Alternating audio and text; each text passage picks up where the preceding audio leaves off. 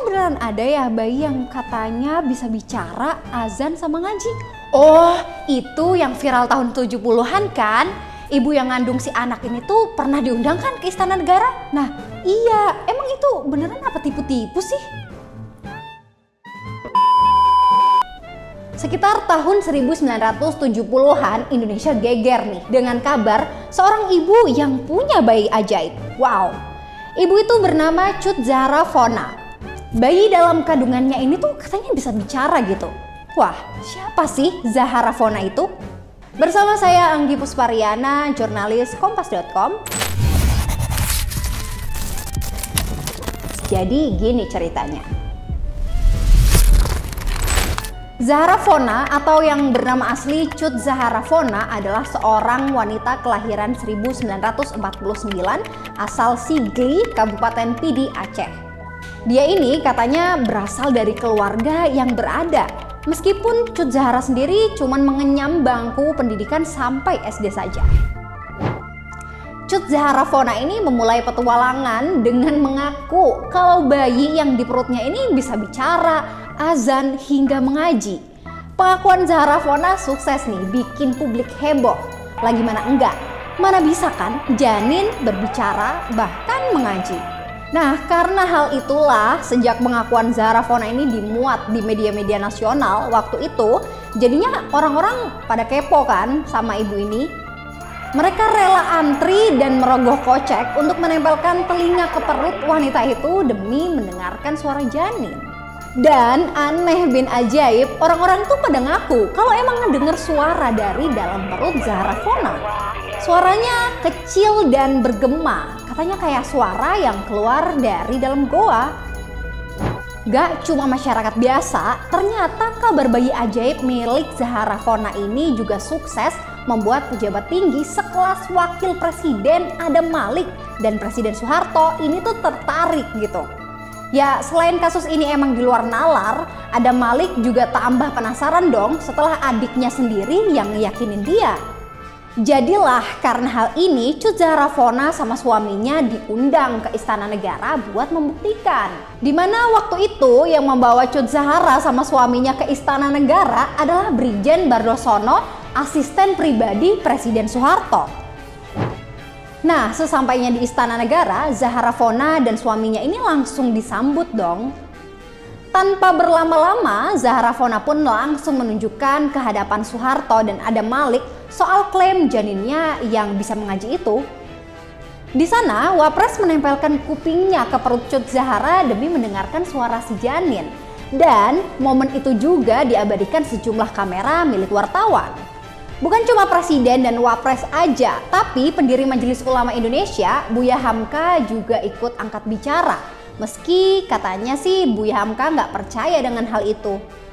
Ia hanya berkomentar bahwa Tuhan menghendaki maka apapun bisa terjadi. Begitu pula dengan janin Cut Zahra. Gak cuma di dalam negeri nih, kabar bayi ajaib Zahra Fona juga bikin Perdana Menteri Malaysia Tengku Abdul Rahman Putra ikut berkomentar.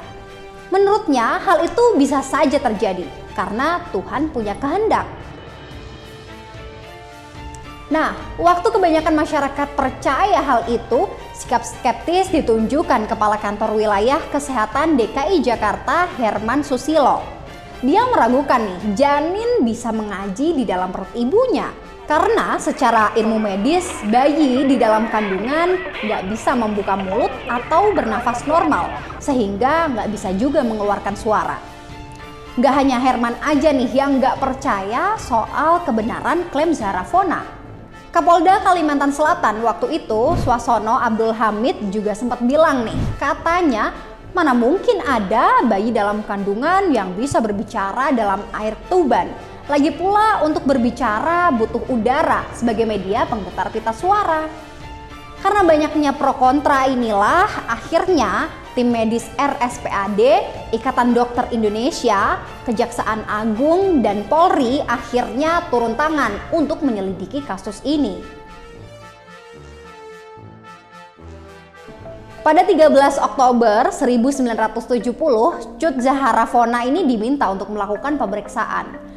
Awalnya Zahra Fona nggak mau tuh dicek. Dia beralasan bayinya nggak bersedia dan meminta pemeriksaan ditunda sampai minggu depan. Nah, seminggu kemudian tim dokter RSCM kembali mendatangi Cut Zahara Fona. Tapi kali ini Zahara Fona nggak bisa berkilah lagi. Dia pun mulai menjalani pemeriksaan buat ngecek janin yang katanya udah 18 bulan itu. Tapi anehnya, tim dokter nggak menemukan tanda-tanda adanya janin di dalam rahim perempuan itu. Sama seperti yang dibilang Kepala Kantor Wilayah Kesehatan DKI Jakarta, Herman Susilo, dokter RSCM ini juga menyebut kalaupun ada bayi di dalam kandungan, dia pasti nggak bisa mengeluarkan suara karena memang belum bisa bernapas secara normal. Saat itulah Kapolda Kalimantan Selatan akhirnya memerintahkan jajarannya untuk mengungkap kasus itu. Penyelidikan pun dimulai. Polisi menyusun rencana dengan menyiapkan jebakan untuk Cut Zahara yang kebetulan ini memang akan berkunjung ke Kampung Gambut, Banjarmasin. Polisi pun berpura-pura ingin mendengarkan suara si janin. Dengan taktik yang jitu, polisi kemudian menyingkap kain Cut Zahara dan ditemukanlah tape recorder yang dililitkan dengan kain di perutnya beserta kaset rekaman suara tangisan bayi dan bacaan ayat-ayat suci Al-Quran. Oh iya, untuk kalian tahu nih, tape recorder pada masa itu emang jarang banget dimilikin orang dan tergolong teknologi baru karena waktu itu kan masyarakat baru mengenal radio dan televisi aja. Kalaupun nih ada yang punya, pastilah orang itu cukup berada.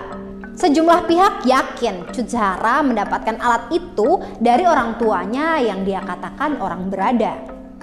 Nah, untuk motifnya sendiri, Zahara Fona sama suaminya ini melakukan penipuan berkedok bayi ajaib agar bisa mendapatkan uang dari orang-orang. Dengan terungkapnya kasus ini, tamatlah petualangan Cut Zahara Fona dan bayi ajaibnya selama 1 tahun lebih. Namun sejak kasus ini terungkap, nggak ada yang tahu tuh bagaimana nasib Cut Zahara selanjutnya. Koran-koran saat itu juga nggak memberitakannya lagi. Nah, itu dia kasus bayi ajaib yang bikin heboh Indonesia. Hadeh, coba aja kalau itu kejadiannya baru-baru ini. Apa nggak bikin geger dunia tuh? Ada-ada aja deh. Tapi kasus ini bisa kita jadikan pelajaran untuk jangan gampang percaya sama suatu informasi. Kita tentunya harus melakukan penelusuran untuk membuktikan kebenaran informasi yang kita dapat itu. Sampai jumpa di cerita-cerita selanjutnya. Bye!